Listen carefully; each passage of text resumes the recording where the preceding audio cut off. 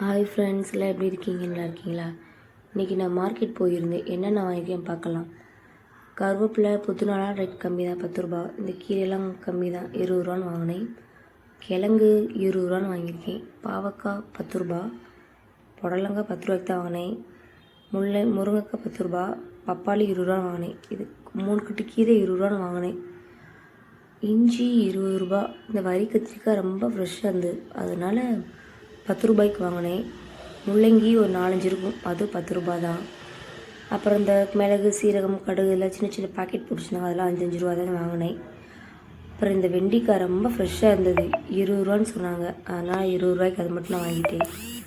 கொத்தமல்லி 10 ரூபா தான், நம்ம தேவையில்லையா அன்றாட வாழ்வைக்கு அது. அதுக்கடுத்து பார்த்திங்கன்னா இந்த மண் பாத்திரம் வாங்கியிருந்தேன், மீன் குழம்பு வைக்கிறதுக்காண்டி. எனக்கு நிறையா பாத்திரம் இருந்தது. சரி, இந்த கருப்பு கலர் ஒரு சட்டி கூட இல்லை, ஆனால் இதை நான் வாங்கினேன். ஆனால் ரேட் குறைக்கவே மாட்டிக்கிட்டார், 150 ரூபான்னு சொன்னார். சரி பரவாயில்லன்னு வாங்கிட்டேன். தக்காளி 1 கிலோ 20 ரூபா. கேரட் பார்த்திங்கன்னா 10 ரூபா தான். இவ்வளோ கேரட் பார்த்திங்கன்னா நிறையா இருந்தது, கீழே எல்லாம் ஃப்ரெஷ்ஷாக இருந்துச்சு கேரட்டு.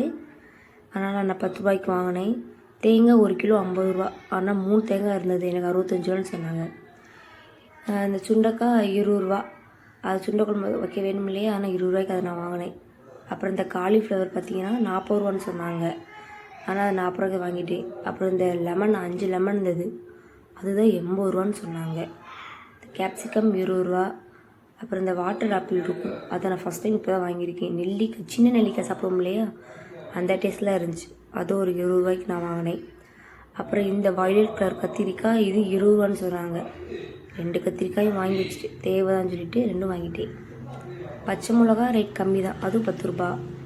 இந்த உருளைக்கிழங்கு 1 கிலோ 1,5 கிலோ 100 ரூபான்னு சொன்னாங்க, அதனால் சரின்னு சொல்லி அதை ஒரு 1,5 கிலோ வாங்கி போட்டாச்சு. வெள்ளைப்பூடு ஒரு 30 ரூபாய்க்கு வாங்கினேன், ஓரளவுக்கு கொஞ்சம் பெரிய பூடாக இருந்தது, அது வாங்கிட்டேன்.